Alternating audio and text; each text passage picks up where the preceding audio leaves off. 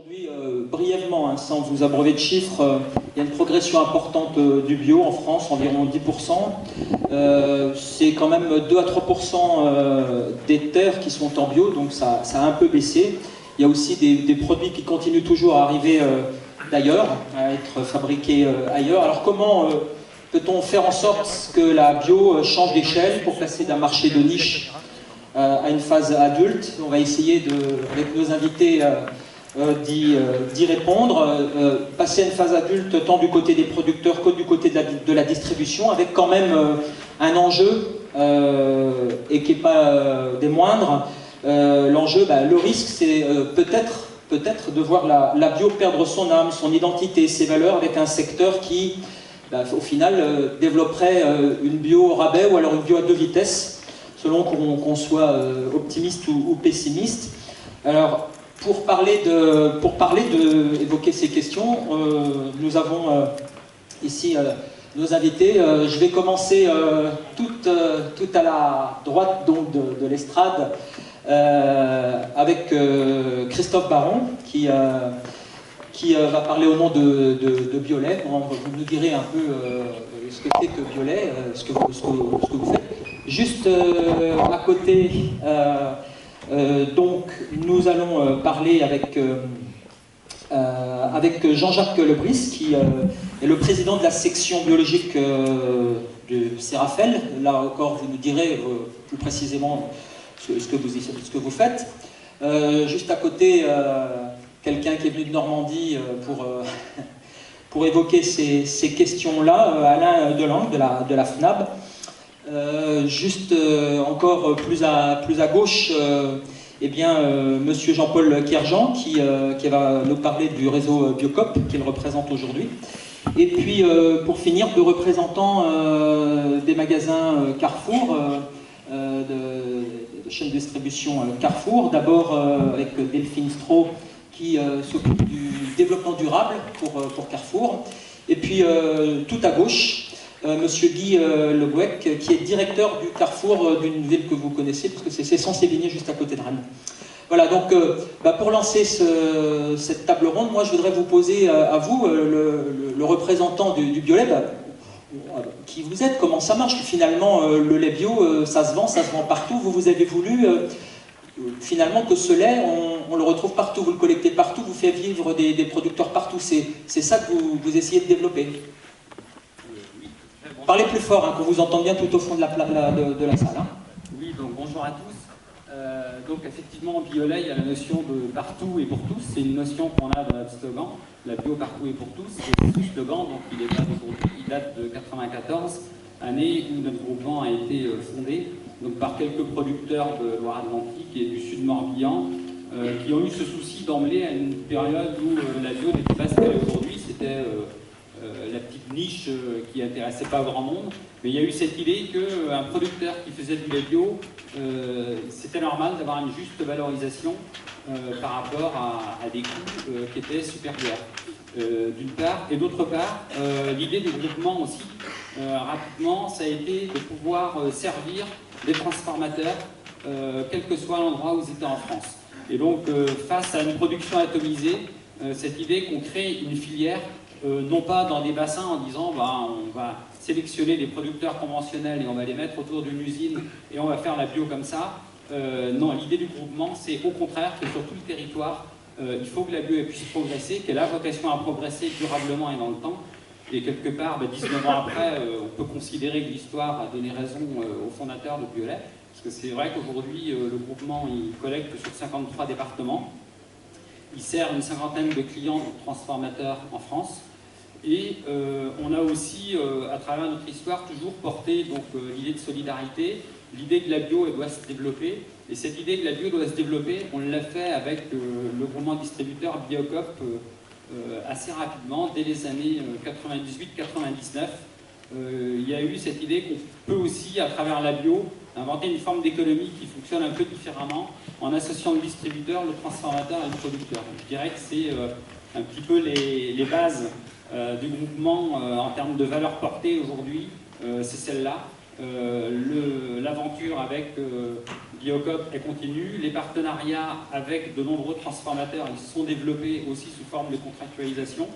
Et puis plus récemment, vous avez peut-être vu quelques publicités autour du lait Ubio, où Biolay a été donc le fournisseur aussi d'un grand distributeur, partant du principe que 80% du lait et des produits laitiers sont aujourd'hui diffusés par les GMS. Donc on a été en fait au devant d'un distributeur qu'on a invité à une AG. Non, j'arrête, je suis peut-être trop. Ouais. Je voulais juste quand même une précision, je ne prends pas le micro, je pense qu'on m'entend, mais est-ce que le fait de développer ce lait bio à une plus grande échelle comme ça, il y a eu des écueils à éviter, il y a eu des obstacles à surmonter. Quelles ont été les difficultés? Parce qu'on dit, ça y est, quand ça se généralise, finalement, la bio, elle baisse en qualité peut-être. Qu'est-ce que vous en pensez de ça? Non, ça je ne crois pas qu'on peut dire ça. Il y a eu l'évolution du cahier des charges donc, au 1er janvier 2009. Qui a fait peur dans un premier temps. C'est vrai que les premières lectures qu'on avait sur les modifications qui devaient intervenir donc, avec le passage d'un cahier des charges européen, ça faisait même carrément peur parce qu'il était question d'introduire des éléments chimiques dans le cahier des charges. Finalement, bon, je dirais que le bilan, nous on pense que l'essentiel a quand même été préservé, même s'il y a des choses qui restent à améliorer. Et d'ailleurs, il y a une enquête qui a été faite récemment par la Commission européenne qui pointe bien la nécessité de garder ces valeurs fondatrices de la bio dans la manière de les traduire en termes de cahier des charges. Mais voilà, on est passé insuffisamment sans doute, mais d'une bio avec une obligation de moyens, qui est le cahier des charges qu'on avait au départ, à une obligation, sur le cas des EGM par exemple, ça nous a fait vraiment peur au départ, et nous on fait partie de ceux qui considèrent que le seuil à 0,9 il est trop élevé et qu'on devrait se rapprocher d'un seuil à 0,1 qui est le seuil qui permet de détecter, mais en même temps aujourd'hui on a un seuil, donc il faut se bagarrer pour qu'il baisse, mais préalablement on n'avait pas de seuil, donc ne pas avoir de seuil c'est aussi raisonner la bio sur une obligation de moyens, et certains nous le reprochaient à un moment donné. Donc je pense que dans le cahier des charges européen il y a des choses qui ont évolué favorablement, d'autres moins, mais globalement je pense que l'essentiel a été préservé. Alors on a parlé de Biolay, on va parler avec Biocoop maintenant, parce que c'est avec les producteurs et ensuite la distribution. Vous, expliquez-nous comment c'est possible finalement de vendre du bio à une échelle qui ne soit pas simplement du petit marché, même si le petit marché c'est très très important d'avoir dans les villes ces producteurs qui viennent vendre leurs produits bio. Mais c'est quoi la difficulté de distribuer du bio et encore plus de bio? Est-ce que c'est possible à votre sens? Oui, bien sûr, c'est possible. C'est notre vocation, hein, c'est de développer également la bio. Hein. On a la même vision, une vision aussi de moderniser, hein, et aussi de construire les filières. C'est-à-dire que je pense que ce qui est quand même différent, c'est qu'on n'est pas dans une économie de pléthore. On est dans une économie et des filières fragiles, et il faut en permanence adapter l'offre et la demande. Hein, je pense qu'il faut construire, il faut développer, mais il ne faut pas développer en jetant. Hein, c'est un peu ça. Donc, alors, comment est-ce qu'on fait? Alors, d'abord, on prend notre place dans un marché de distribution qui est un marché où il y a en effet des marchés locaux, des AMAP, des ventes directes, mais aussi des grandes surfaces. Hein. C'est évidemment indispensable d'avoir ce panel-là pour développer la bio. Nous, on fait notre travail on appelle ça spécialisé, de magasins, en tout cas, qui offront toute une gamme. On se développe. Alors, on s'est beaucoup développé dans les années 2005-2006. On a eu un petit palier de croissance en 2009. Et puis là, on est reparti, malgré la crise, sur un développement de l'ordre de 10%. Hein, c'est sans doute un tout petit peu mieux que le marché. Et alors, comment est-ce qu'on fait? D'abord, il y a de la place. Hein. Le marché alimentaire, c'est quand même un marché où il faut trouver un magasin à 10 minutes si on veut qu'il soit plus accessible. Hein, les gens qui font une demi-heure pour trouver, c'est une petite part de la clientèle. Donc il faut se rapprocher des gens, évidemment. Se rapprocher pas forcément dans les centres commerciaux, aussi dans les centres commerciaux, mais pas uniquement. Hein, le commerce de ville, etc. doit être pensé. Et il faut mailler le territoire. Je pense que la première chose, c'est un maillage du territoire. Il n'est pas encore suffisant. Dans le Grand Ouest, on a à peu près un maillage correct de magasins bio. Il n'y en a pas assez dans toutes les autres régions. La plupart des régions, il n'y en a pas assez. Quelles sont les difficultés? La difficulté, c'est en effet de grandir, de se professionnaliser. Alors ça veut dire quoi, ça, concrètement? Écoutez, moi qui suis un vieux de la vieille, en effet, je raconte des choses qui font bien rigoler les gens qui arrivent aujourd'hui dans Biocoop, parce que c'était fait de bricolage. Hein, et on avait un peu cette comment dire, cette utopie des créateurs, hein, et ça tenait par des sketchs et des fils de fer. Bon, maintenant, je crois que le consommateur ne veut plus ça, il veut des magasins qui soient propres, qui soient bien gérés, donc il faut se professionnaliser, il faut utiliser tous les outils de la technique, mais sans faire de ces outils-là un objectif. Donc c'est un engagement d'économie sociale où on utilise les outils marketing, financiers, commerciaux, etc., les légaux, juridiques, financiers, mais on essaye de garder le sens, hein, et de ne pas faire de ces outils-là, de se méfier quelque part de ces outils-là, mais il faut quand même être professionnel. Ces outils-là, je pense que les producteurs ou les transformateurs diraient à peu près la même chose. Il faut se professionnaliser, mais retenir un peu son bras parfois. On peut dire ça quand même de l'agriculture classique, c'est que les bonnes méthodes ont été quand même poussées à l'extrême, et tout à coup, les effets pervers de l'agriculture conventionnelle sont apparus aussi par son développement et par son efficacité. Donc on se méfie toujours quand même de cette espèce d'équation que l'on multiplie comme un modèle éternellement. Ça veut dire que vous êtes en train de dire qu'à se populariser, à se démocratiser, la bio risque finalement de prendre certaines méthodes de la production classique Production ou en transformation? Et en transformation, oui. Je vais aller plus loin. Qui finalement ne correspondent pas à la bio, le vrai bio, encore une fois. Tout à l'heure, je disais, il y a un risque de développement de deux bio, quoi. Une bio au rabais, une bio... On a eu peur quand même avec le cahier des charges, nous aussi. Alors on est peut-être encore un peu inquiet, nous, alors peut-être pas en lait, mais dans d'autres filières, on est vraiment inquiet du dérapage qui peut se passer.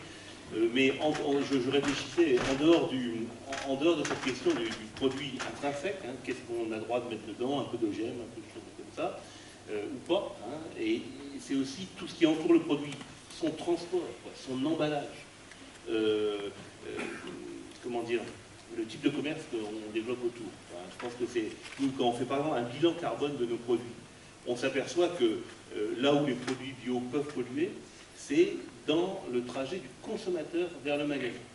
Donc ça pose des questions sociétales. Hein. C'est-à-dire que, est-ce que vous connaissez beaucoup de gens qui vont faire leurs courses en transport en commun? Donc on est en train de remettre le modèle en cause, le modèle caddie voiture, donc zone commerciale. Donc on voit bien qu'il faut poser... Ça va pas faire plaisir à nos amis. Bien qu'il y ait des formats de proximité qui se développent, hein. Mais on voit bien que, comment dire, on peut parler du produit bio intrinsèque, nous on parle du produit bio dans son environnement. Moi je pense que des produits bio qui viennent par avion sont néfastes pour l'environnement. Hein. Donc ils ne sont pas bio, même s'ils sont étiquetés bio. Ils sont bio, le cahier des charges est là, mais c'est une approche intrinsèque du produit. Hein. Mais je pense en effet qu'on peut développer parfois des produits bio qui ne sont pas bons pour l'environnement, parce que leur impact carbone est mauvais, et ça, on essaye de lutter contre. Alors ça, ce que vous dites, c'est quand même peut-être aussi une des limites au développement du bio. Je voudrais avoir votre avis là-dessus. Je ne sais pas s'il y a des limites au développement du bio, enfin c'est pas ce que nous portons toujours, parce que je crois que donc, je suis producteur bio, moi, et représentant d'un réseau, le réseau de la Fédération nationale des agriculteurs bio, qui représente plus de 60% des producteurs bio, et qui a cette volonté, cette double volonté d'à la fois défendre les agriculteurs, donc un rôle syndical, et de développer la bio. Donc on est bien dans un esprit de dire on peut aller beaucoup plus loin sur les surfaces et sur la production bio. Vous les entendez, les craintes là, quand même? Ah mais des craintes, oui, on comprend. On comprend, non seulement ça ne sert à rien d'avoir des craintes, ce qui est intéressant, et c'est ce qu'on essaye de mener, c'est de savoir, c'est de porter une réflexion. Moi j'ai appris à l'école que gérer c'était prévoir, donc je crois qu'on est dans cette action au niveau de la Fédération nationale, de se dire, dès maintenant, ayons une réflexion sur ce que peut être le développement de la bio. On est en train de mener des travaux entre chercheurs et agriculteurs, qui vont être élargis à d'autres par la suite, autour d'une question qui est celle du changement d'échelle de la bio, donc on est bien dans le sujet, lié à une relocalisation du marché, parce qu'on pense qu'il y a aussi des valeurs à défendre au travers de ça. Et une troisième chose qui est encore plus compliquée, je pense, c'est une forme d'équité dans les rapports et dans les échanges. Donc on est bien dans cette approche. On sait que 4% des surfaces en bio j'ai envie de dire, ça ne sert pas à grand-chose. Si l'objectif il est de rester là, moi personnellement, enfin, je ne comprends pas quoi. Les valeurs qui sont portées par les pionniers de la bio ne sont pas dans ce sens-là, ne sont pas dans la création d'un marché qui serait un marché privilégié pour quelques personnes et pour quelques agriculteurs. On est bien dans une organisation de producteurs qui mène un combat face à la fois à un mode de production, mais qui, pour défendre ce mode de production, réfléchissent aujourd'hui sur la façon dont on va transformer et commercialiser les produits. Et ça, c'est une réflexion... On peut réfléchir sur ce qui s'est passé depuis 50 ans en agriculture. Et on peut se demander si l'agriculture, si elle en est là aujourd'hui, est-ce que ce n'est pas un peu lié à la façon dont on a organisé les marchés. Et avec l'idée qu'on s'est fait d'un marché mondialisé où il fallait, soi-disant pour le bien du consommateur, aller chercher la production là où elle était le moins chère, là où elle était dans des conditions climatiques les meilleures. Et on a considéré le monde comme un endroit où, effectivement, on pouvait faire les protéines en Amérique du Sud, on pouvait faire les cornichons en Inde, puisqu'apparemment tous les cornichons sont fabriqués en Inde aujourd'hui. Et voilà, on est parti sur cette idée-là, et on disait, bah, le transport, c'est pas le problème, le pétrole est pas cher, donc on peut y aller, on peut aller comme ça. Et je crois que cette idée-là, c'est une idée inverse de celle de la bio. Parce que je crois que cette façon de mener les filières depuis quelque temps a forcément amené la monoculture. Et on est dans cette problématique-là aujourd'hui. Est-ce que la monoculture est quelque chose d'un point de vue agronomique, quelque chose de supportable? Et si ce n'est pas supportable d'un point de vue agronomique, ça veut dire quelle est la durabilité du système agricole. Donc je crois que les pionniers de la production agricole sont bien dans cette idée-là. Hein. La base, en tant qu'agriculteur, la base sur nos fermes, c'est de chercher de la diversité. Un équilibre entre la production animale et de la production végétale. De travailler avec le maximum d'espèces qu'on peut avoir, d'avoir une diversité dans les variétés, dans ce que nous offre la nature. Eh ben, je crois que la réflexion qu'on mène aujourd'hui, elle est en train d'aller vers comment créer cette diversité et avec quel outil on pourra recréer une diversité sur l'ensemble de l'agriculture au travers de la commercialisation et de la construction des filières. Je voudrais donner la parole à notre collègue agriculteur, peut-être d'une autre agriculture, je ne sais pas, il va s'exprimer là-dessus. José Raphaël, qu'est-ce qu'on pense de ce qui vient d'être dit? Bonjour à tous, donc Jean-Jacques Lebris, producteur de légumes dans les Côtes-d'Armor, à Plumeur-Gautier. Je suis en agriculture biologique, on a fait le choix d'aller vers la bio en 1997 et je préside donc aujourd'hui un groupe de producteurs qui sont répartis sur les 3 départements bretons, de Saint-Paul-de-Léon en passant par Paimpol jusqu'à Saint-Malo, qui produit 14 000 tonnes de légumes par an. Et nous sommes environ 45 producteurs pour une gamme de 30 légumes. Alors, mais moi je suis pour la même agriculture biologique que l'on vient de citer. Je suis pour un cahier des charges bien entendu strict et bien appliqué, bien contrôlé. Nous sommes audités tous. Mais celui-là, le cahier des charges actuel, il vous va ou vous aimeriez, comme monsieur, qu'on aille vers un cahier des charges plus strict? Le cahier des charges actuel me convient très bien, c'est ce que j'ai cru comprendre tout à l'heure par les différents intervenants. Alors, il y a des réseaux qui peuvent s'autoriser pour se démarquer des critères supérieurs. On fait partie de cela.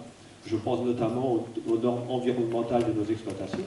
Nos producteurs sont tous sous la certification Global Gap, ce qui est quelque chose en plus de la certification bio, parce que nous avons aussi des obligations, je pense.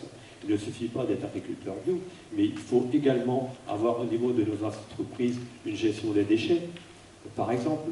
Parce qu'en bio, on produit également des déchets. C'est quelque chose que l'on doit analyser. Tous nos matériels, bien sûr, sont également contrôlés pour éviter toute fuite de dérive d'hydrocarbures, notamment.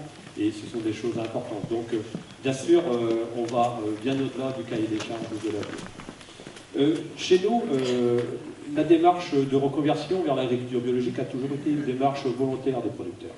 C'est important. Même si nous sommes au CERAFEL, une structure majoritairement conventionnelle, ça a toujours été un choix volontaire des agriculteurs. parce que nous considérons que l'agriculture biologique n'est pas une agriculture d'opposition, mais bien une agriculture d'actualité, et ceci en échange avec les agriculteurs conventionnels qui, pour la plupart d'entre eux, je veux dire, le vivier pour rejoindre l'agriculture bio est bien chez les agriculteurs conventionnels. Donc, si l'on veut convaincre, partager avec ses voisins qui sont encore en conventionnel et voir effectivement les convaincre pour les reconvertir vers l'agriculture biologique, et c'est bien comme cela. Donc, si nous avons fait le choix de rester dans cette structure, dans la structure Saint-Raphaël, c'est pour cela, mais également pour tous les points favorables au développement de la bio qui existent dans cette structure. Tout à l'heure, on parlait circuit long, circuit court, a été légèrement abordé. Effectivement, nous sommes en circuit long, avec toutes les interrogations que l'on se pose sur le bilan carbone, bien entendu. Et au niveau du CERAFEL, actuellement, nous sommes en réflexion sur comment réduire les coûts de transport, comment réduire l'impact environnemental du transport, avec de grandes réflexions, notamment sur le ferroutage. Parce que la bio est souvent synonyme de circuit court, mais le circuit court, bien sûr, ça marche, mais ça restera très limité. Sur mon canton et le canton voisin, nous produisons plus de 5000 tonnes de légumes bio par an. Si le circuit court devait permettre la consommation de tout ce que l'on produit, ce ne serait pas possible. Donc le circuit long, effectivement, fait partie également de la commercialisation des légumes bio. Ça, c'est un élément. Je suis également, comment dire, consommateur de pêche. J'adore les pêches en été. Malheureusement, en Bretagne, il n'y en a pas. Je suppose que le circuit long a sa raison d'être.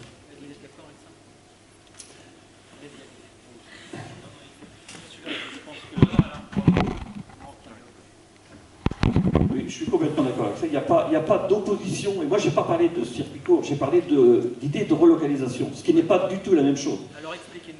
Parce que, effectivement, il va toujours y avoir une complémentarité entre des circuits très courts, entre des circuits avec peu d'intermédiaires et des circuits plus complexes, parce que aujourd'hui, les gens habitent de plus en plus en ville. Moi, j'ai le souhait que la production agricole reste quand même en campagne, même si certains imaginent qu'on pourra peut-être faire pousser les légumes demain le long des murs.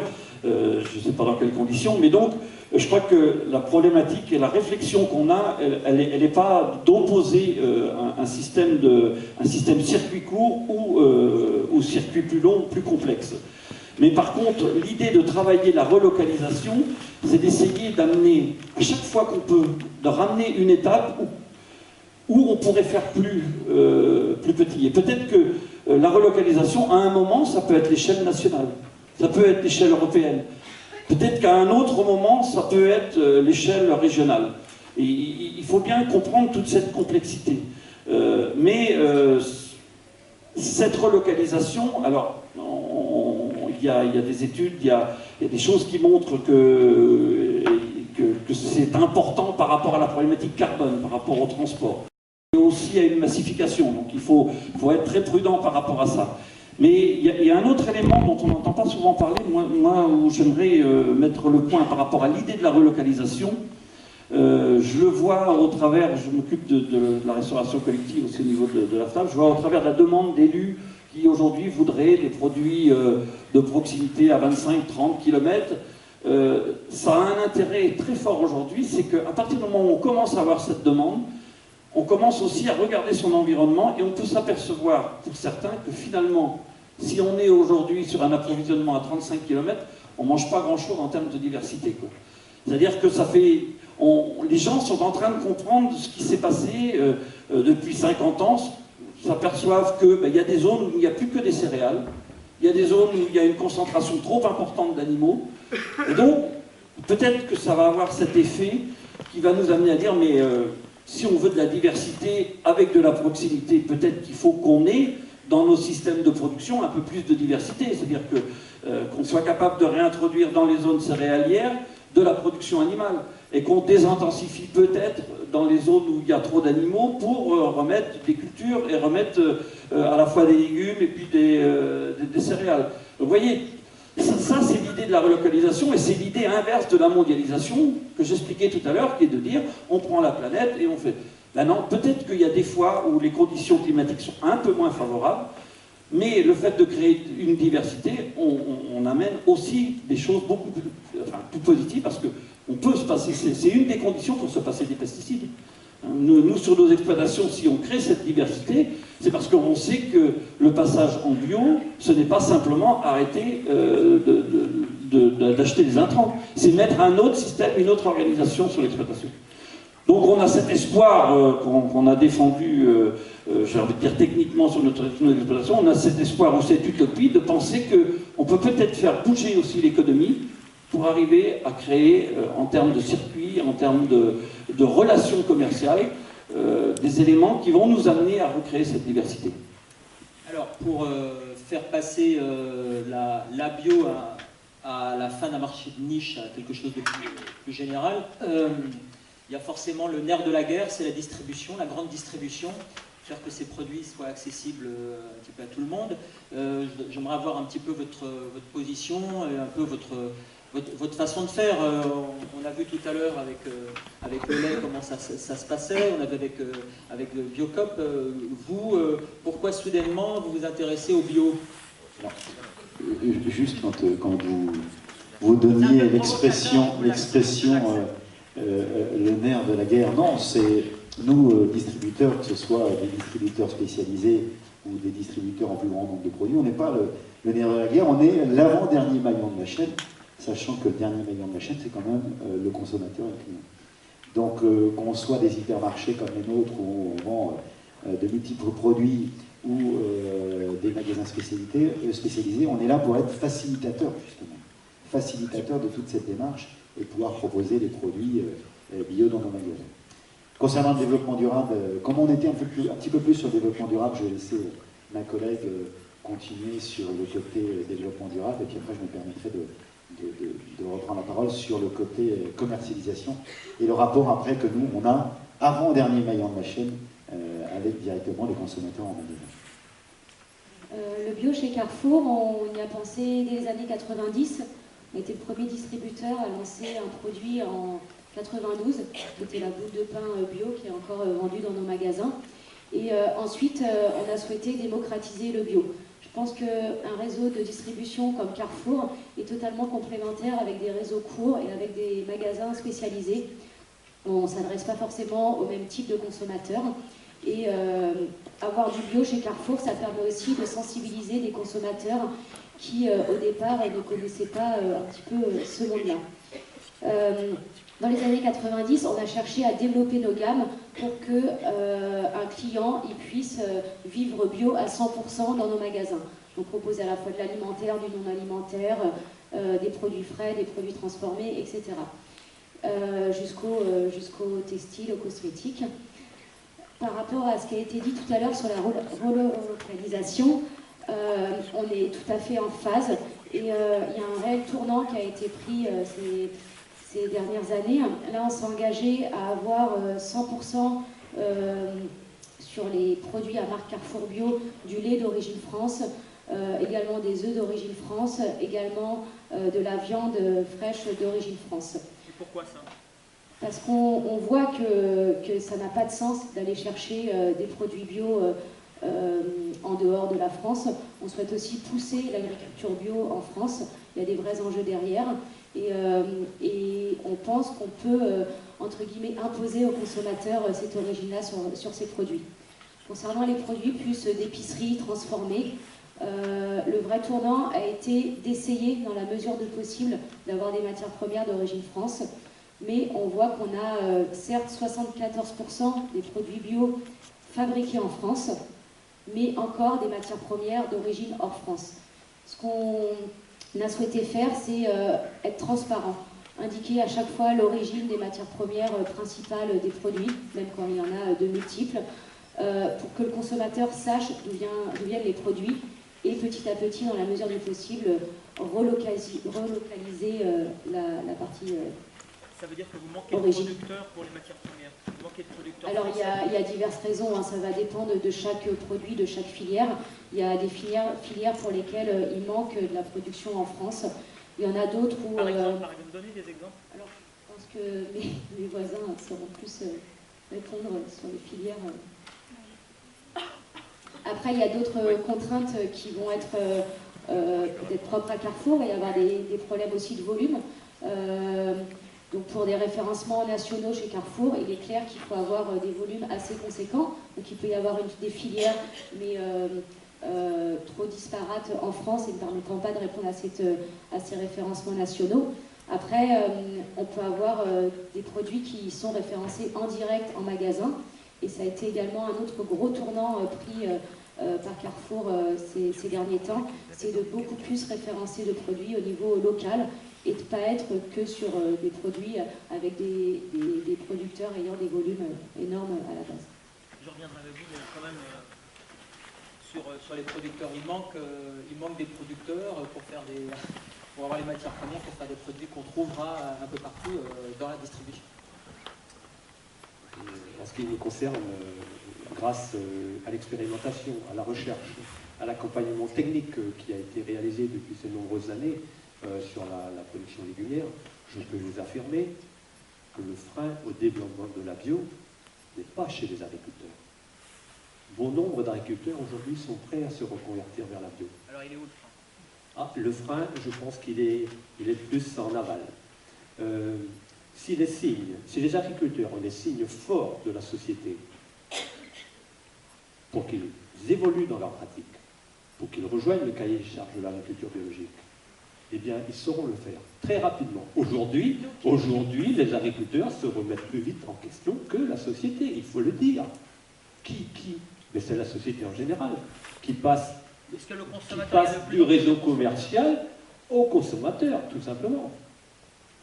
Non, mais je crois qu'il faut dire des vérités de temps en temps sur le monde agricole et sur sa remise en question. Alors, comme vous voulez.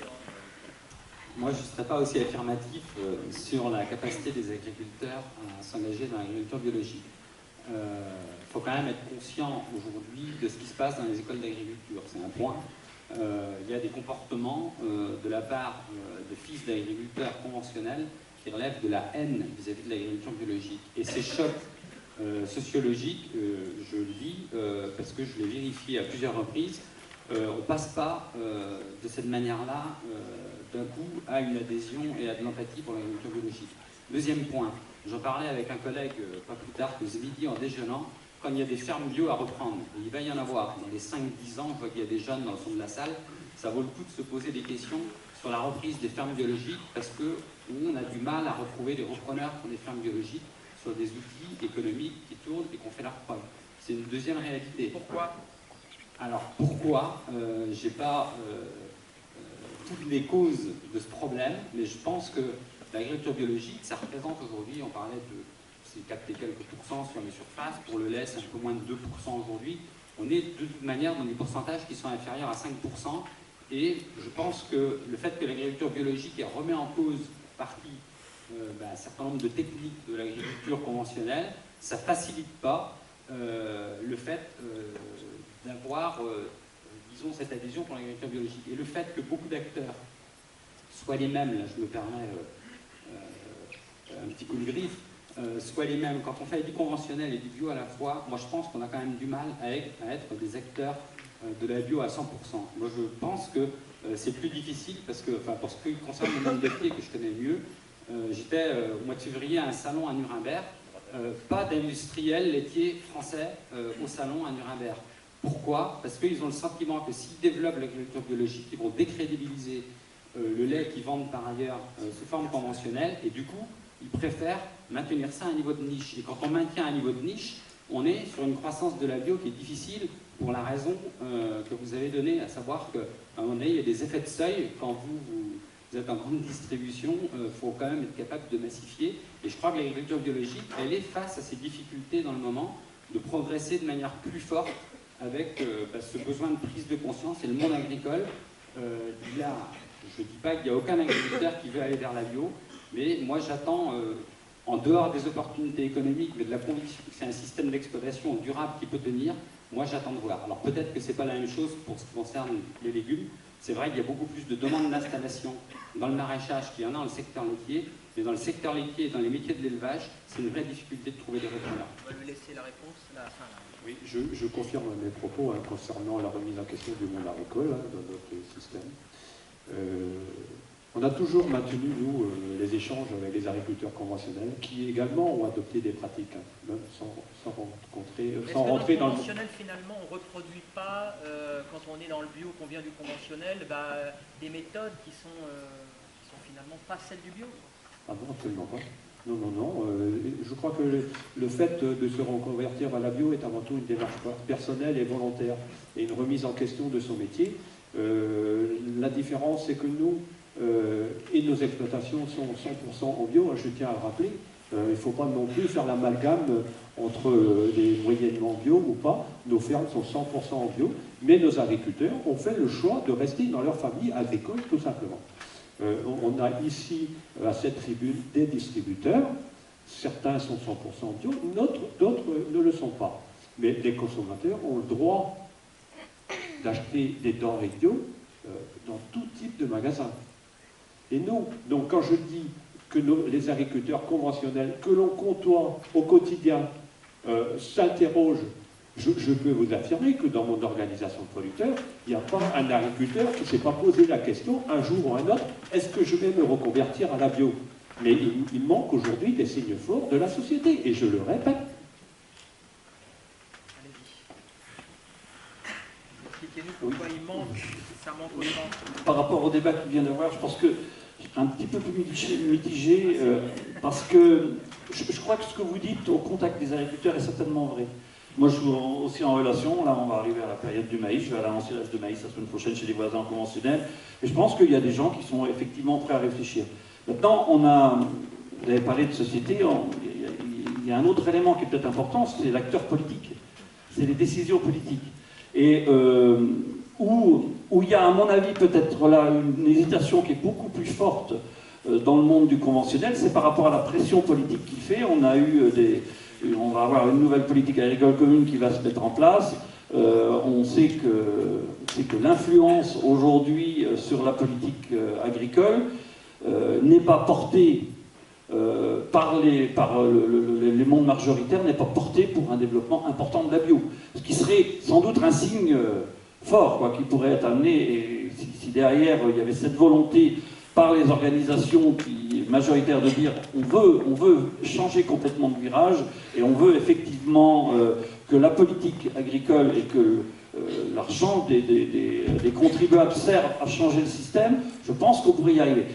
Si c'est pas aussi vrai que... Bon, il y a des choses, hein, il y a des éléments, il y a des aides pour la reconversion à la bio, mais si c'est pas aussi perceptible que ça veut dire qu'il y a quand même aussi des freins, quoi. Donc il faut...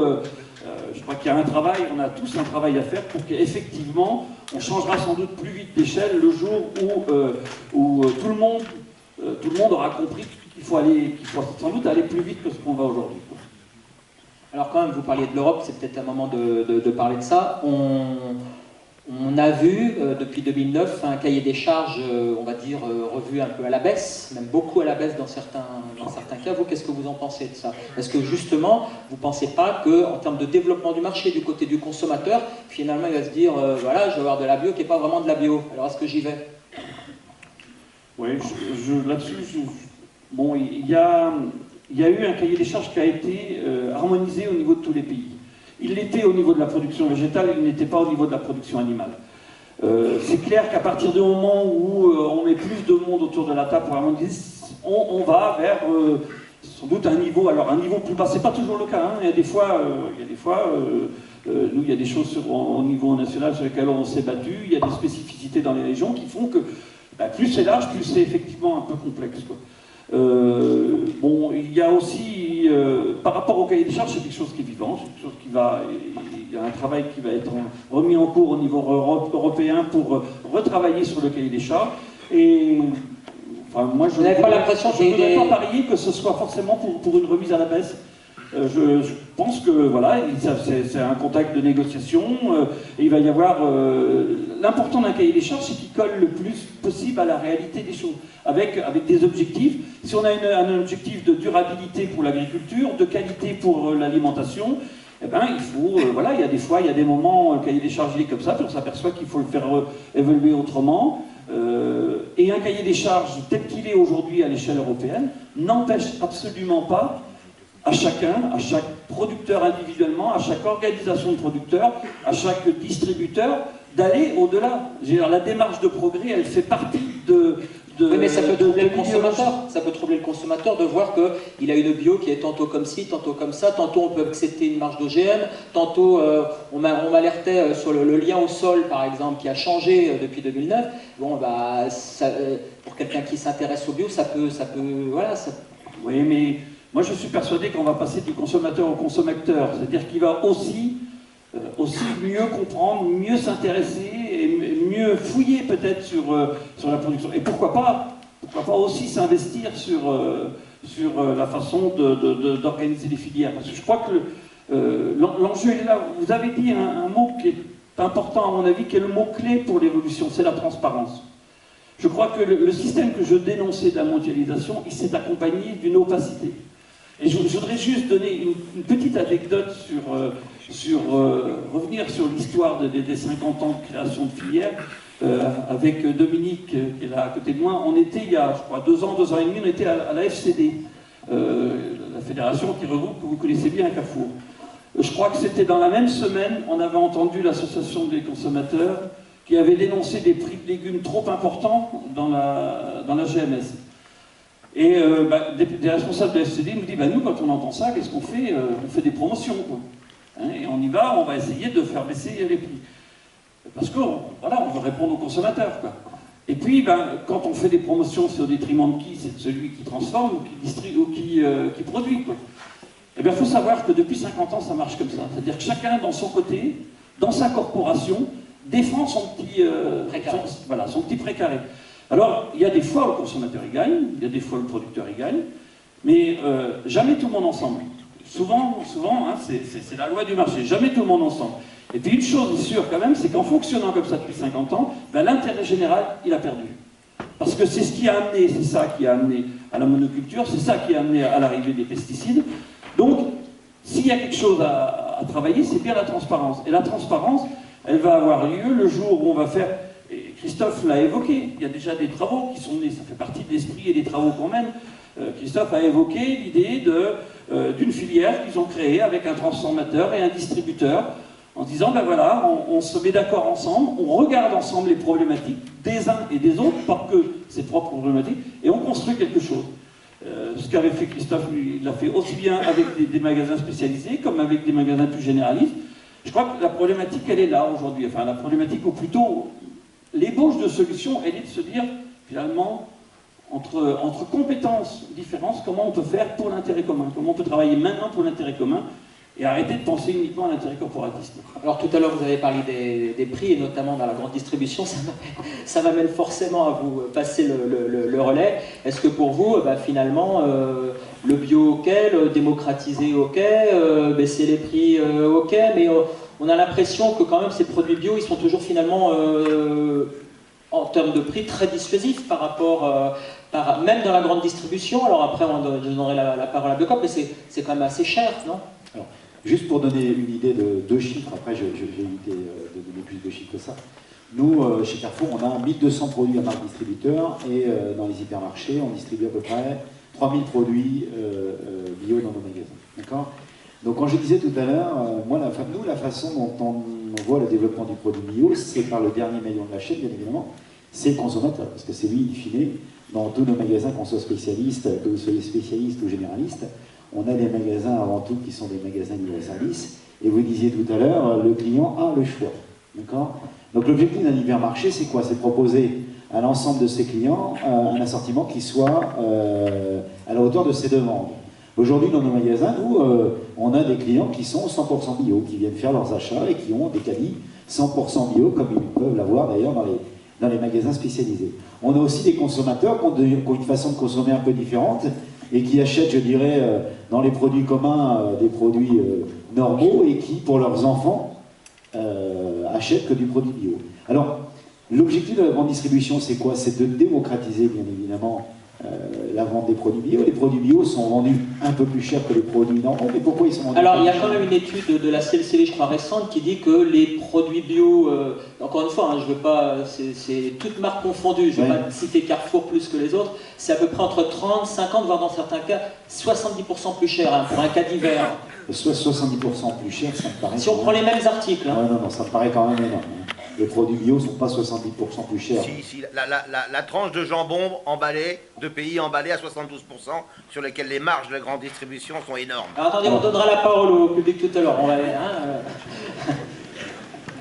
Et encore une fois, je ne cite pas Carrefour, attention. Je dis la grande distribution. Moi non plus.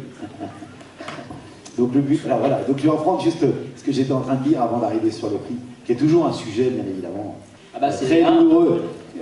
À propos de prix, et puis à propos de filière, quand on parlait de filière tout à l'heure... Non, mais vous n'allez pas vous échapper comme ça du prix. Non, je reviens, parce que je vais rebondir sur l'histoire du prix à travers la filière.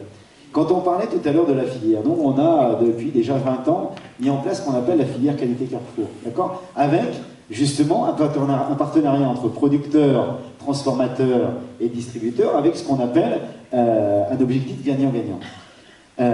Par rapport au prix du bio, je ne sais pas s'il y a des producteurs qui font partie d'une filière, non, parce qu'il n'existe pas de filière bio à 100% comme on peut avoir de filière EQC. Quand on parle des produits bio, les produits bio, chez nous, ne sont pas plus margés qu'un produit lambda. Je veux dire, le produit bio, et à juste titre d'ailleurs, est un produit à l'achat qui est plus cher parce que le cahier des charges est un peu différent de ce que peut faire une agriculture dite normale. Donc c'est sûr que le produit bio il est vendu plus cher que le produit normal.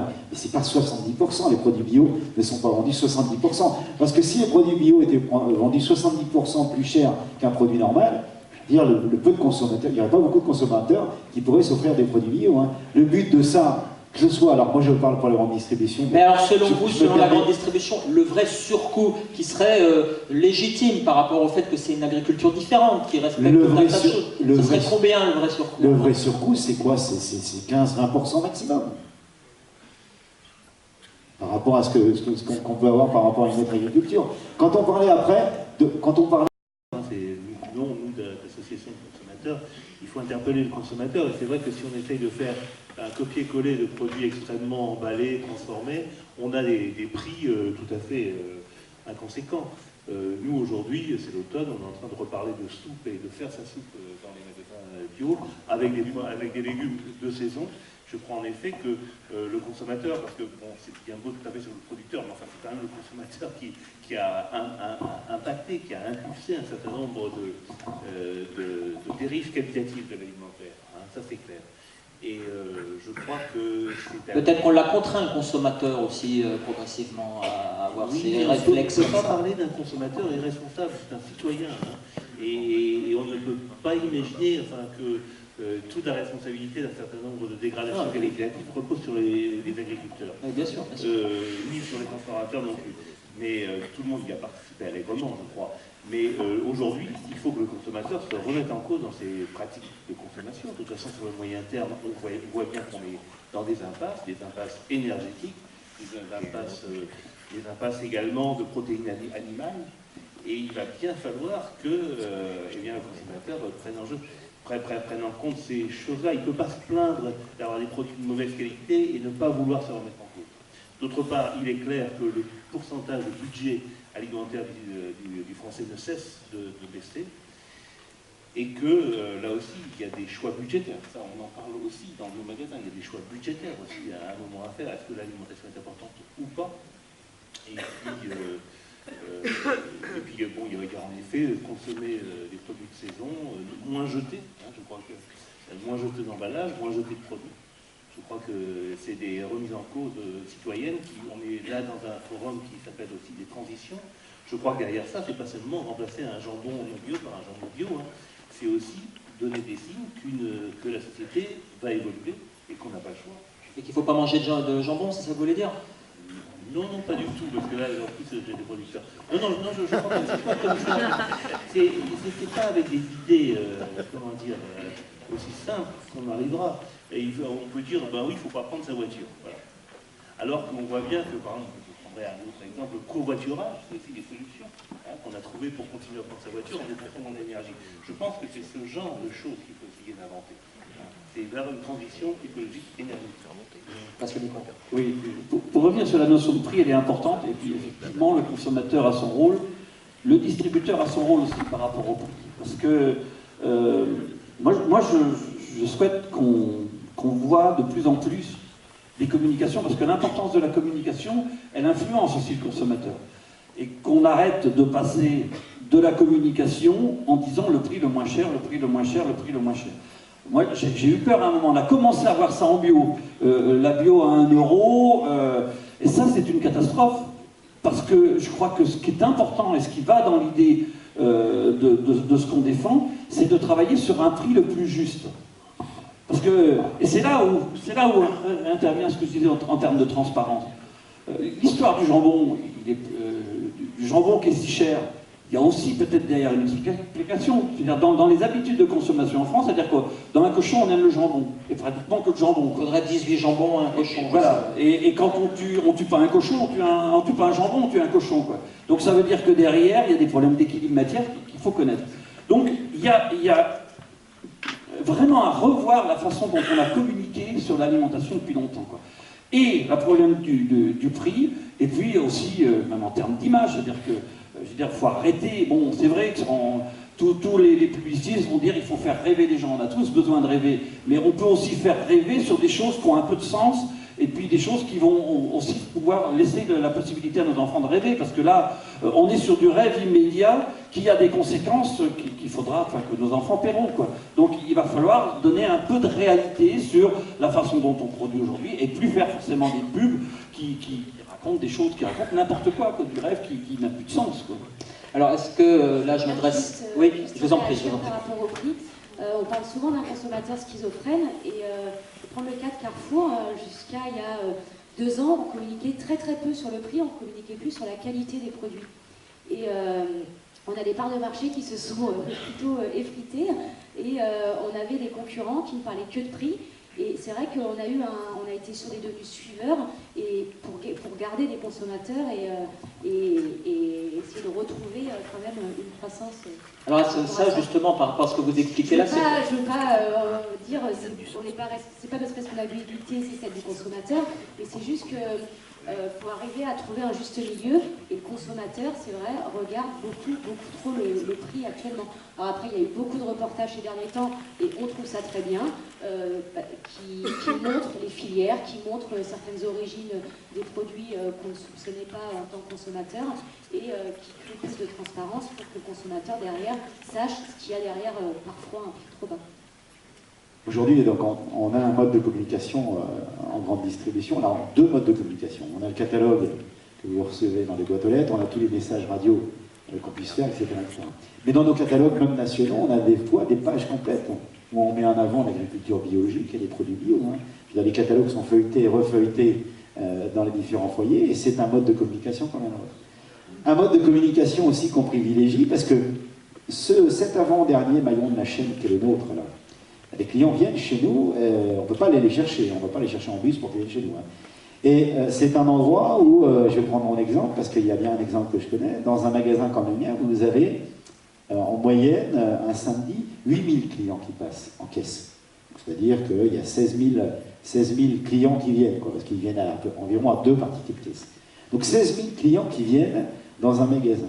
Et ce qu'on privilégie, et moi je le privilégie aussi, que ce soit avec les agriculteurs bio, ou avec d'autres agriculteurs, ou avec les autres des agriculteurs, parce qu'il n'y a pas les uns et les autres, c'est la communication directe qu'on peut avoir en magasin. Aujourd'hui, la semaine dernière, moi j'avais des producteurs qui étaient en magasin et qui venaient expliquer leur démarche.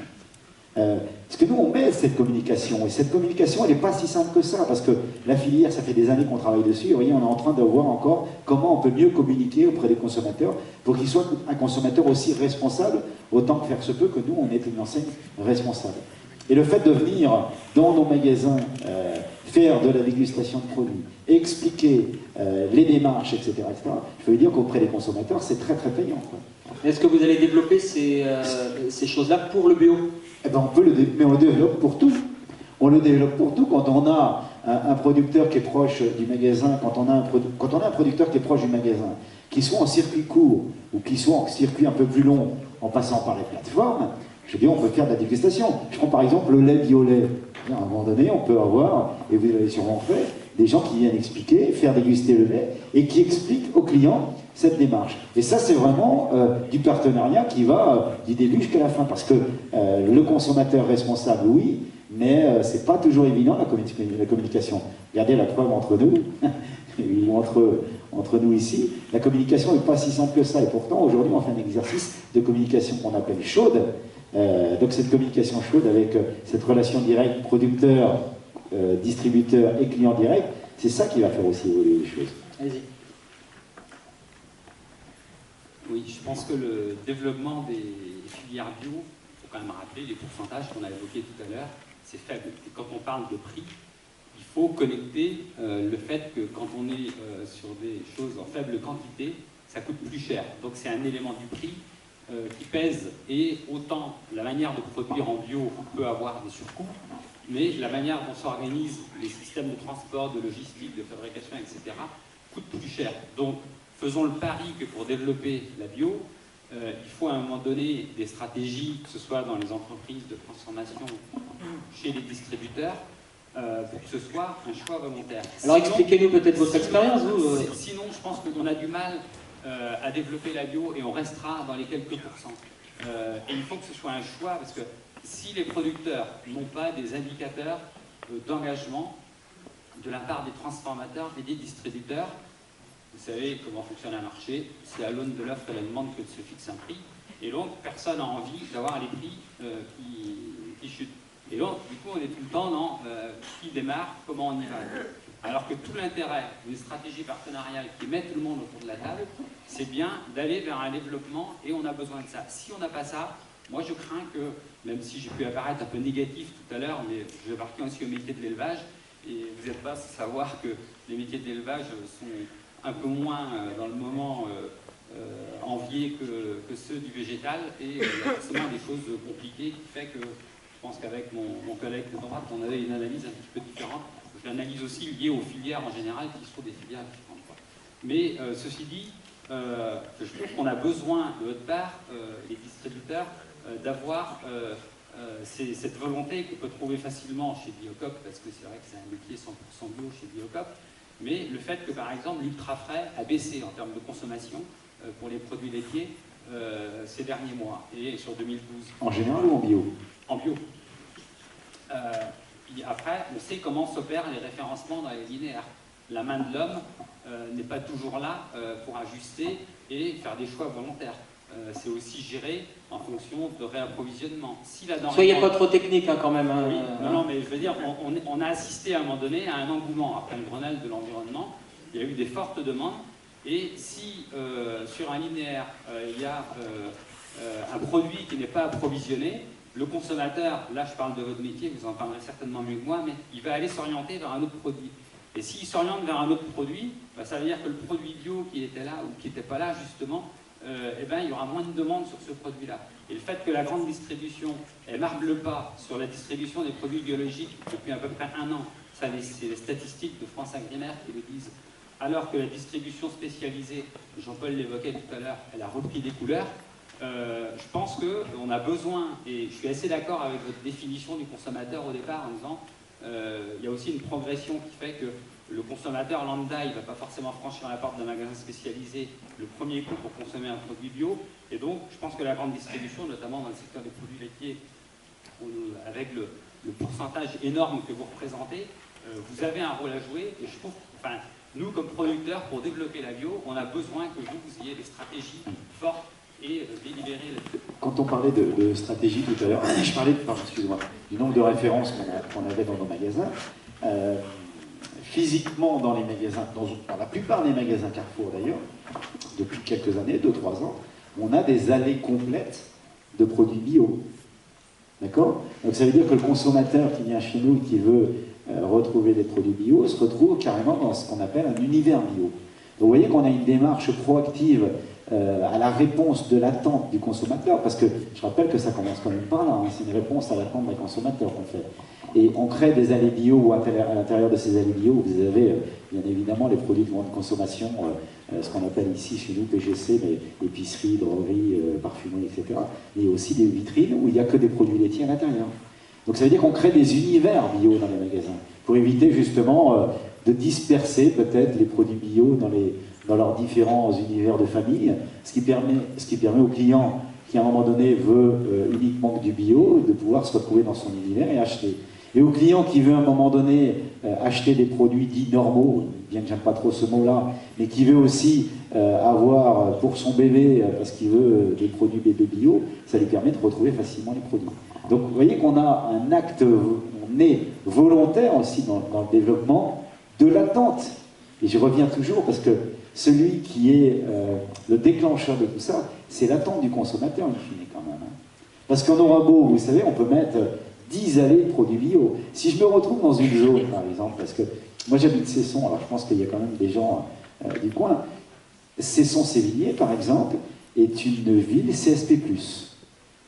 Beaucoup plus consommatrice, par exemple, de bio que mon collègue qui est juste à Alma. Voyez, donc on est obligé de s'adapter. Nos linéaires sont...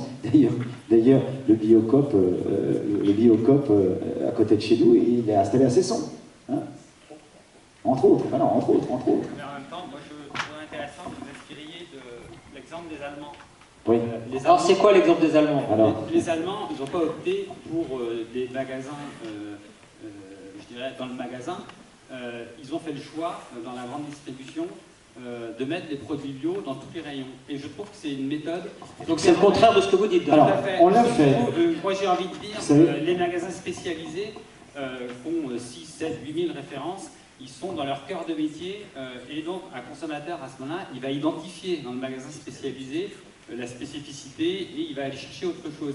Mais vous, les grands distributeurs, moi je préférerais que vous mettiez les produits bio avec une étiquette verte en bout de linéaire.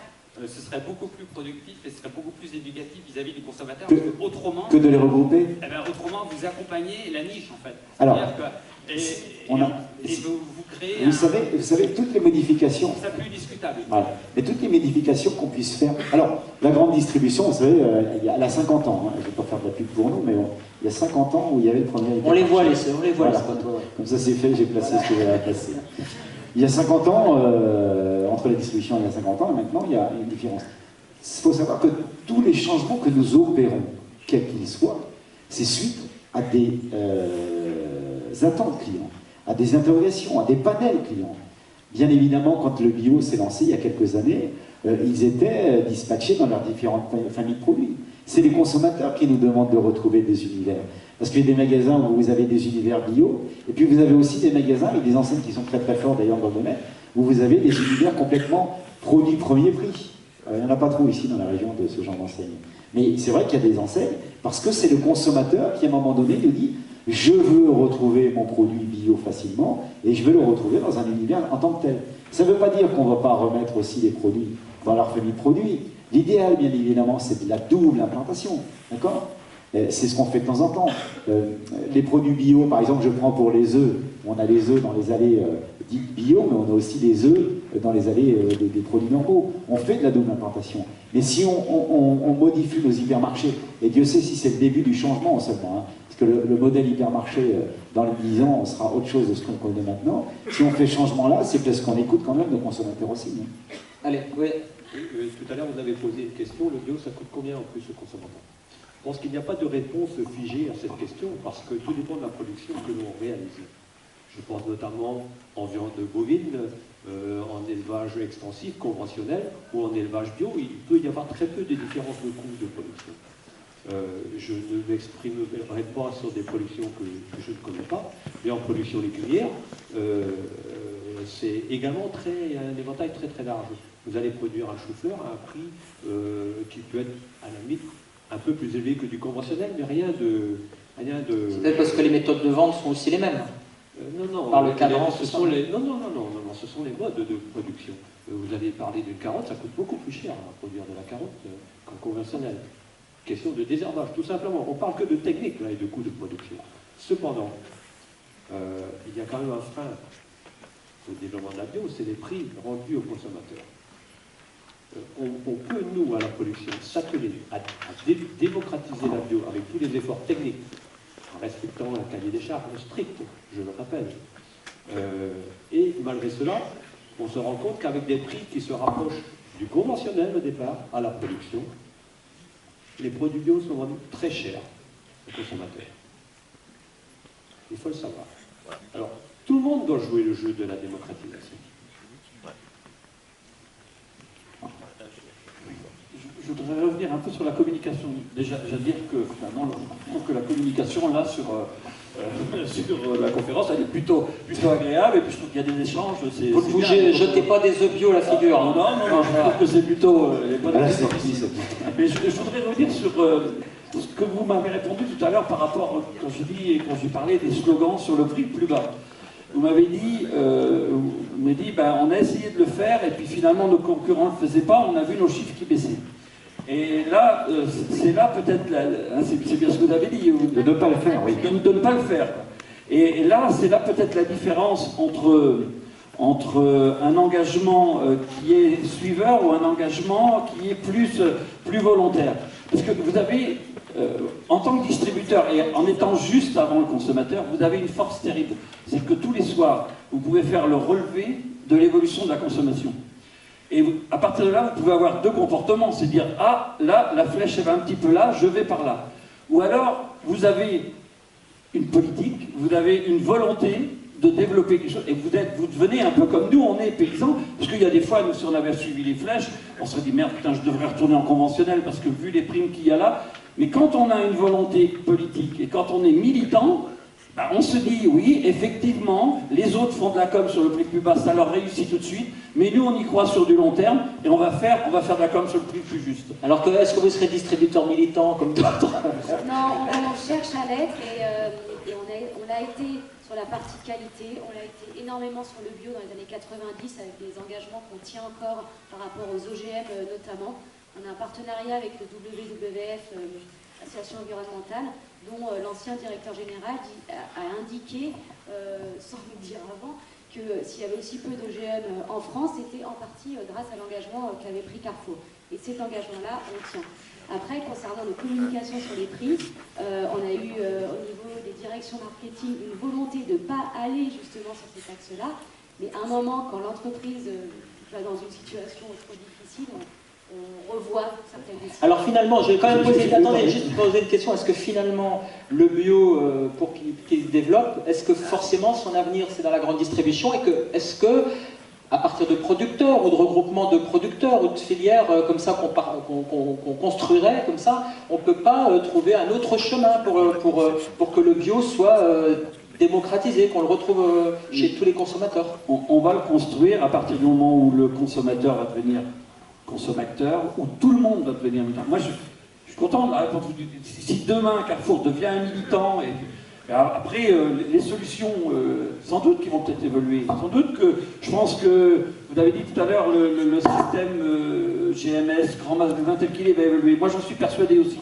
Parce que c'est un système aujourd'hui qui correspond plus finalement à peut-être ce qu'attendent les gens, et il faut réinventer autre chose. Mais devenons tous militants, qu'on soit aujourd'hui agriculteur conventionnel, qu'on soit producteur bio, qu'on soit distributeur spécialisé. Si tout le monde devient militant demain, les journalistes aussi, tout le monde a son rôle à jouer. Vous l'avez dit tout à l'heure, je pense que une émission encore il y a cette semaine là, sur par exemple le gaspillage alimentaire, et on voit effectivement peut-être qu'un produit bio va être coûté plus cher, mais peut-être qu'il peut être compensé aussi par un peu moins de gaspillage alimentaire. Donc si demain tout le monde devient un peu militant, je pense qu'on va changer d'échelle. Hein. On est capable de faire changer la bio d'échelle. Allez, on va laisser maintenant, il reste un petit quart d'heure. D'abord, merci à tous les 6 d'avoir comme ça conversé. Je vais passer le micro à la salle, et toutes les questions sont les bienvenues naturellement.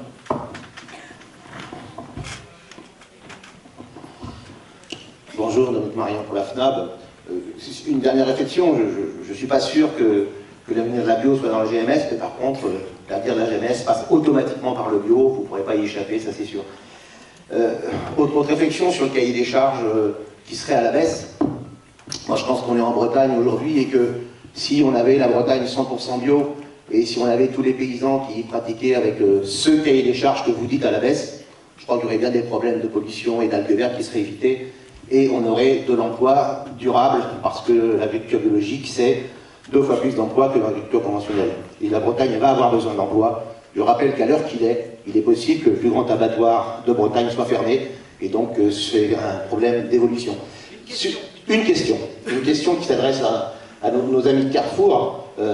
L'ancien PDG de Carrefour avait mis en place un fonds, avait parlé de mettre en place un fonds de développement de la bio, 10 millions d'euros. Où en est-on? Nous, on est toujours partie prenante à la FNAB pour que la responsabilité sociale des entrepreneurs soit quelque chose qui s'applique concrètement. On est prêt à signer avec vous.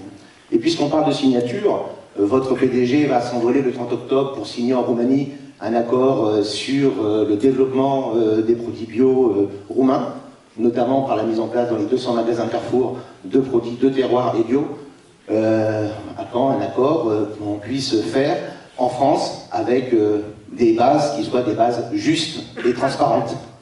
Allez, 2 questions en une. Donc, il y a eu, en effet, cet accord et ce fonds, donc c'est toujours en cours de travail en interne, donc on le pousse. De changer le marché et d'aller encore plus sur d'origine France, Bretagne et autres. Brièvement, ces 10 millions d'euros là sur le bio, c'est quoi exactement? C'est un fonds qui avait été annoncé par notre PDG pour aider au déploiement de l'agriculture bio en France. Voilà. On en est où alors vraiment? En cours de réflexion, toujours en interne. Depuis combien de temps? Non. 4 ans. Après, on a des accompagnements de fournisseurs. On a par exemple des trophées fournisseurs qui sont créés, qui récompensent depuis 5 ans des fournisseurs exemplaires dans le domaine du développement durable, bio, plus gestion des déchets, lutte contre le gaspillage, diminution des consommations d'énergie. Et on a dans les lauréats, par exemple, un fournisseur de compote Carrefour Bio qui a été récompensé pour ses actions qu'il mène aussi avec nous. Et ses producteurs pour les aider à la conversion vers le bio via un engagement sur 5 ans pour replanter des vergers en France et permettre une relocalisation de sa production qui est d'origine plutôt Espagne-Italie vers une origine France dans la Drôme. Une autre question? Oui, bonjour, Marie-Pascale Delhomme, aux Rivières de Bretagne. Donc pour nous, l'agriculture bio comme les autres agricultures alternatives sont très importantes pour la reconquête de la qualité de l'eau, surtout en Bretagne, très important. Et c'est important aussi pour les consommateurs, puisque aujourd'hui, un quart à peu près de la facture d'eau est due au traitement de l'eau. Donc, problème de la qualité de l'eau qui est de plus en plus difficilement potabilisable. Et d'autre part, un des éléments aussi pour le consommateur, c'est que le consommateur est aussi touriste. Et donc en Bretagne, avec les problèmes d'algues vertes, le tourisme est aussi un des éléments très importants pour la région de Bretagne en termes d'économie. Donc ne pas, je dirais là aussi, un rôle, je dirais, citoyen des agriculteurs, c'est de développer, de contribuer aussi à développer les autres secteurs économiques, ou ne pas les empêcher de se développer. Donc votre question. Et ma question, c'est pour le bio, comme je dirais tremplin ou levier pour le bio, c'est d'interpeller les politiques par le biais de leur financement des cantines. Que ce soit les municipalités pour les cantines des primaires, les conseils généraux pour les cantines des collèges et le conseil régional pour les cantines des lycées. Je pense que toutes les municipalités qui sont passées à des cantines bio pour au moins une partie des repas ne sont pas revenues en arrière. Alors c'est vrai, on l'a abordé brièvement avec vous tout à l'heure, le bio et les collectivités, c'est avant pour le développement du bio. Bien sûr, il faut encore croire, même si je pense que le pouvoir politique, il est peut-être pas celui qui était il y a 50 ans ou 60 ans, mais on peut quand même espérer qu'ils reprennent, que le politique reprenne un peu de pouvoir et effectivement influe à la fois à tous les niveaux, hein, à l'échelle européenne, à l'échelle nationale. Et il peut le faire, il y a des budgets à gérer qui peuvent inciter, hein, la gestion des budgets et la gestion de l'argent de tous, elle est faite pour justement faire bouger les choses. Donc je souhaite que les politiques soient de ce côté-là un peu plus volontaristes. On pense aussi qu'effectivement sur des petites collectivités, sur des communautés de communes, sur même un maire peut, au travers justement de l'évolution de l'approvisionnement dans ces cantines, peut aussi faire changer les choses. Parce que il y a des freins au développement, ou est-ce que c'est juste une question de volonté politique, ou est-ce qu'il y a des freins au développement du bio dans les collectivités qui sont autres que politiques? Il y a des freins d'organisation de filière, on revient vers ça, c'est-à-dire que s'il y a une volonté forte des politiques, automatiquement on va aller vers l'accompagnement d'une organisation des filières. Parce que c'est vrai que c'est pas forcément une évidence aujourd'hui, c'est pas simplement changer de catalogue, j'ai envie de dire, en termes d'approvisionnement. C'est aussi avoir la volonté de peut-être former le personnel de la restauration collective pour faire évoluer la façon de cuisiner, pour aussi travailler plus avec des circuits, avec des produits frais ou des produits moins transformés. C'est être en capacité de reconstruire peut-être d'avoir du matériel et du personnel, plus de personnel pour être moins sur du prêt à réchauffer, quoi, hein. C'est un peu ça, quoi. Donc on est effectivement, si les expériences qui réussissent le mieux sont le fruit de personnes qui ont une vraie volonté politique, qui sont qui sont militants, effectivement, parce que sinon ça serait fait depuis longtemps, quoi. On a un vrai travail devant nous, donc c'est pas une évidence comme ça, quoi, hein. Faut vraiment en vouloir, quoi. Dans la salle?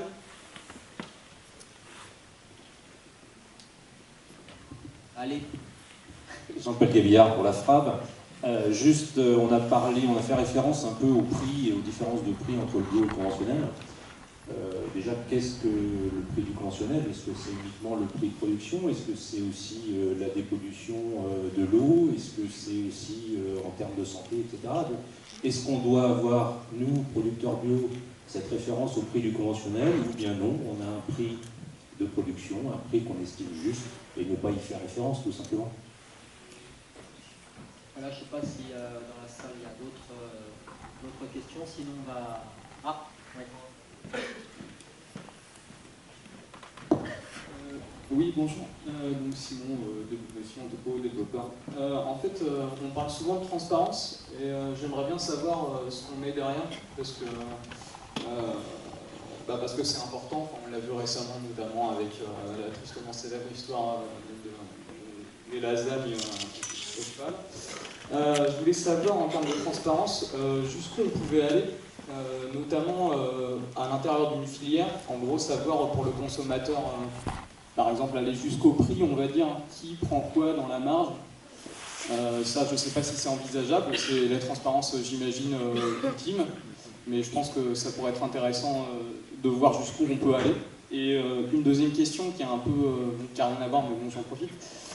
Est-ce que vous croyez au système de distribution alternatif, donc par exemple les AMAP, et quel développement les AMAP, la ruche qui dit oui, des trucs un peu autogérés, et quel avenir là-dessus? Alors d'abord sur la transparence, on va voir avec les distributeurs, peut-être avec vous pour les AMAP, pour le développement des AMAP.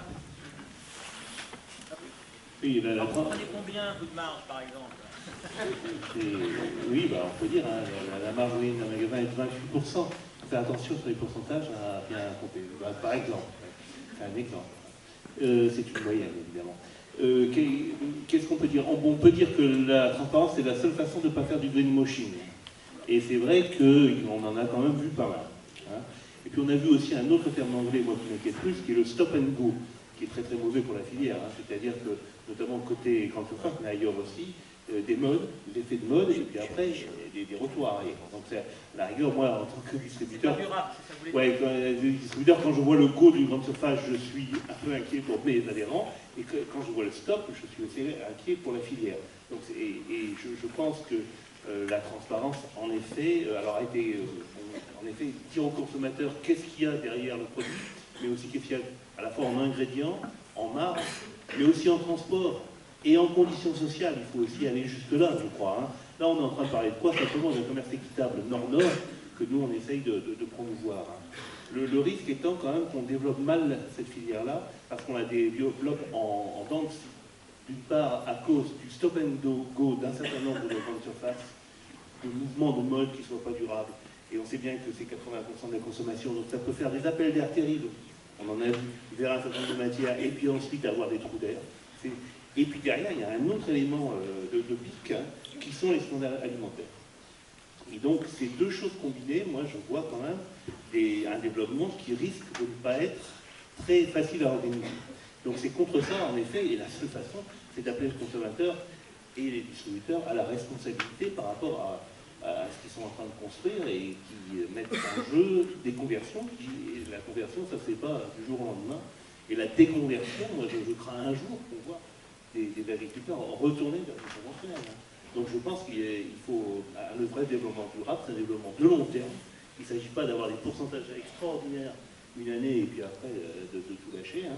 Et puis il s'agit aussi de construire de façon durable pour ne pas avoir à importer, parce que qu'est-ce qui se passe quand la filière française n'est pas organisée pour... eh bien, on importe. Voilà.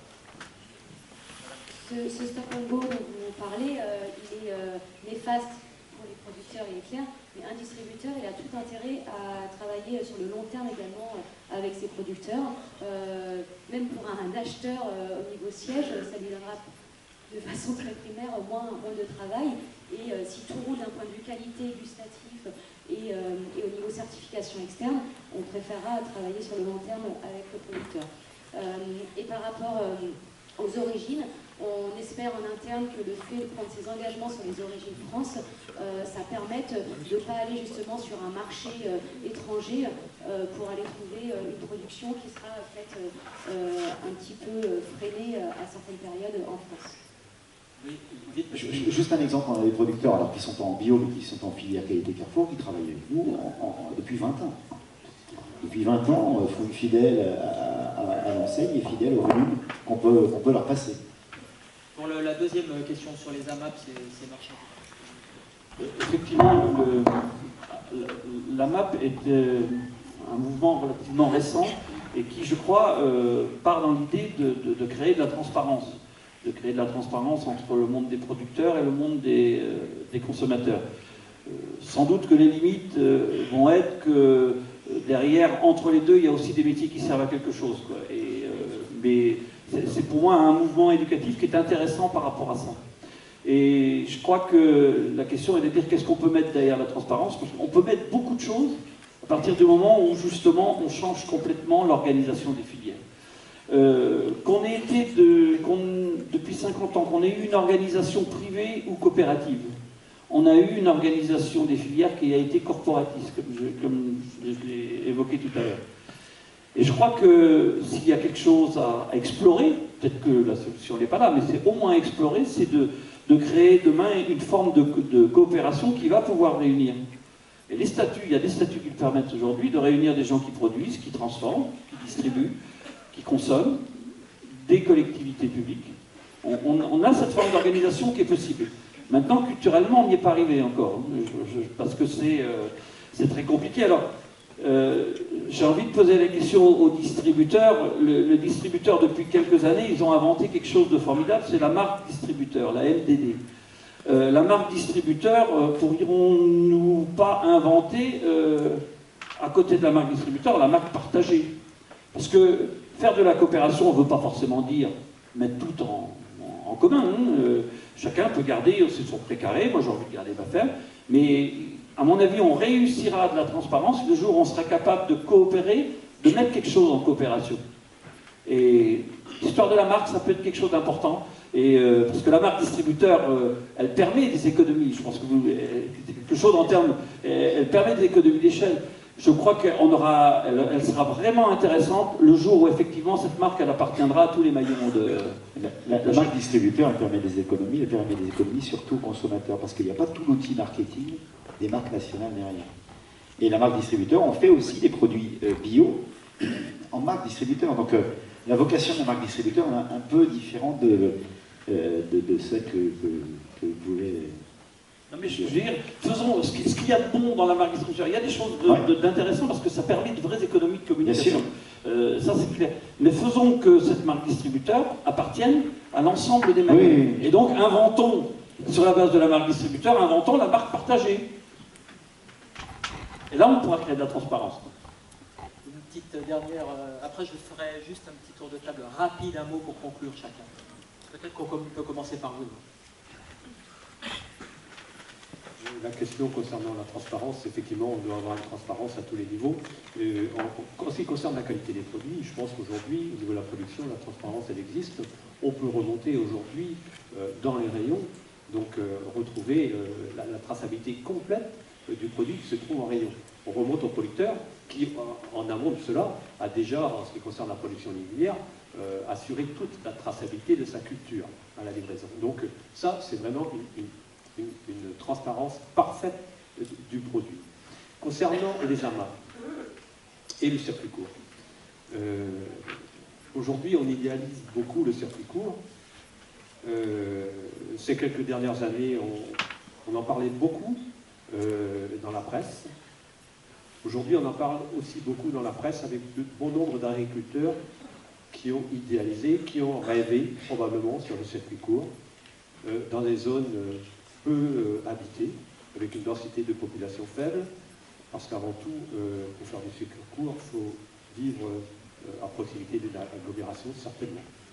Et l'AMA est souvent une réponse aux difficultés de ces agriculteurs. Il faut le signaler. Je regrette qu'on doive en arriver là pour ces agriculteurs, parce qu'ils sont vraiment dans le désarroi. Voilà. Allez, on va faire un petit tour de table, dernier petit tour, dernière impression. L'impression, c'était toujours intéressant d'échanger, là en l'occurrence c'était surtout entre producteurs et distributeurs. Ce qui a caractérisé, moi je trouve, l'échange qu'on a eu, c'est quand même, on parle des producteurs, on parle des consommateurs, derrière les producteurs et les consommateurs, il y a des hommes. Et on a utilisé le mot militant, et moi il me paraît important parce que la bio, depuis toujours, elle a été portée par des militants.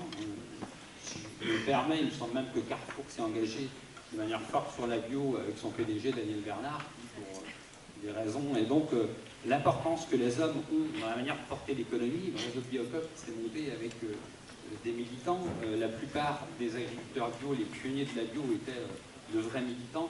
Et je pense qu'il y a un enjeu à garder ces valeurs d'engagement dans la bio. La bio de demain, moi j'imagine pas qu'elle puisse être une bio du business sans intégrer cette dimension du choix des hommes et des valeurs qu'ils portent. C'est peut-être le rendez-vous de la bio de demain, d'arriver avec des valeurs qui sont celles d'une économie un peu différente, en tout cas de ne pas l'oublier. Je pense qu'on a, bien sûr, il y a beaucoup de questions que l'on peut revoir.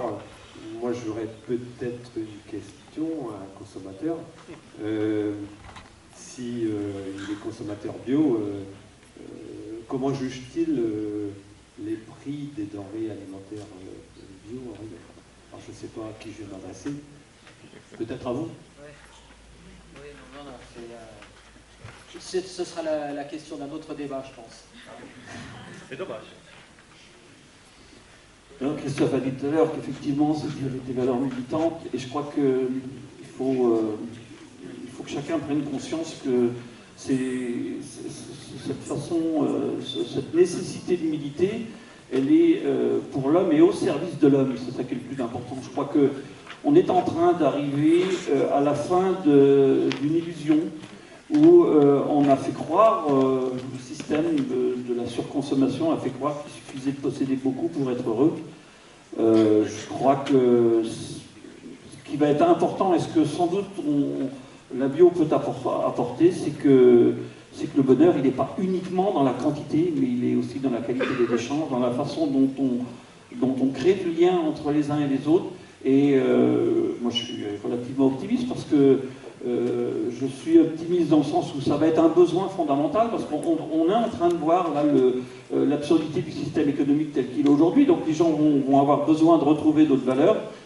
Maintenant, notre rôle à chacun, c'est d'essayer de faire que les choses s'accélèrent et aillent le plus vite possible, parce que derrière, il y a des vrais enjeux environnementaux qui peuvent être sans retour, quoi. Allez, le même petit mot de la fin pour vous. Oui, pour sortir un peu peut-être du ton bisounours qui peut endormir nos auditeurs, je ferai un petit truc provocateur. Je dirais qu'à Biocop, le client n'est pas roi. Et là, pour démarquer un peu par rapport à une posture où on est vraiment à l'écoute du consommateur, je dois dire que parfois, il nous arrive de dire au client non. Non, il n'y a pas de fraises en décembre. Non, il n'y a pas d'eau en bouteille. Ça a été un grand combat aussi. Je crois aussi qu'il y a eu des combats sur du plastique dans certaines grandes surfaces. Et c'est vrai qu'être suivi par rapport au consommateur, c'est le laisser dans une illusion. Une illusion qu'on va avoir de la qualité avec des prix qui s'effondrent toujours, que derrière, il n'y a pas des gens qui en vivent et que derrière, les gens arrivent à en vivre. Et je pense qu'ils sont en train, en effet, de tomber de haut. Je parlais des crises alimentaires. En effet, leur dire qu'on peut faire des produits avec de la viande qui ont un prix très très bas et on s'aperçoit après qu'il y a des circuits tout à fait douteux. Je pense qu'il faut mettre le consommateur devant sa responsabilité aussi et ne pas lui chanter un peu quand même des chansons tout à fait inutiles. Merci pour cette franchise. Je vais être un peu moins catégorique, mais un petit peu dans la même lignée. On a un rôle de distributeur, de proposer des produits, de sensibiliser, de mener des opérations sur la lutte contre le gaspillage, le bio, etc. Mais il faut avoir en tête qu'on peut tous être acteurs du changement qu'on veut voir dans le monde. C'est pas une phrase de moi-même, mais qu'on soit salarié, qu'on soit agriculteur, qu'on soit étudiant ou juste consommateur, on peut agir sans attendre forcément que les autres acteurs proposent des choses. Je vais reprendre le voilà, donc merci d'avoir participé à cette table ronde. Demain, si ça vous intéresse, je suis sûr que ça vous intéressera, il y a une autre table ronde organisée. Ça se passera ici aussi, je pense que c'est à 15h, et c'est sur l'accessibilité du bio à tous. Voilà. Merci de sortir par la porte de gauche.